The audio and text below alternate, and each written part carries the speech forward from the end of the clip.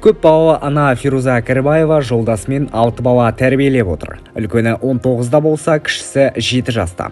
Осы уақытқа дейін үлкен отбасының өз баспанасы болмаған. Жылдар бойы пәтер жалдап тұрып келген. Алайда өткен жылы Кәрібаевтарға құтты жыл болды. Оларға Түркістан қаласынан 3 бөлмелі пәтер берілді. Квартирада очередке тұрдық 2016-тан бастап. Одан квартирадан квартираға жүрдік.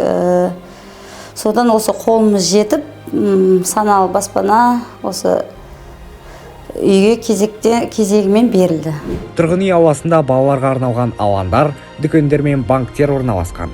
Сонымен қатар мектеп пен балабақшада үйдің жанында дейді көп балалы ана. Абаттандыру жаңадан салынып жатқаннан кейін әлі бітпеген жерлері де көп. Бірақ ішін толық бітіріп, лифтісі де істеп тұр, ауыз су да, газы де түгелмен тепшектеріне дейін жұмыс жасап жатыр. Абаттандыруы өте тамаша. Айта кетейік, өткен жылдың соңында Түркістан қаласында 610 отбасы үйлі болды. Оның 470-і көп балалы ана.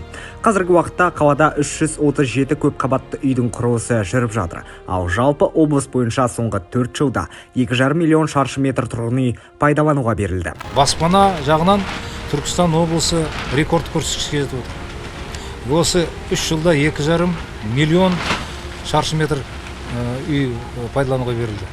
Бұл бұрында ондай көрсеткіштер болмайды.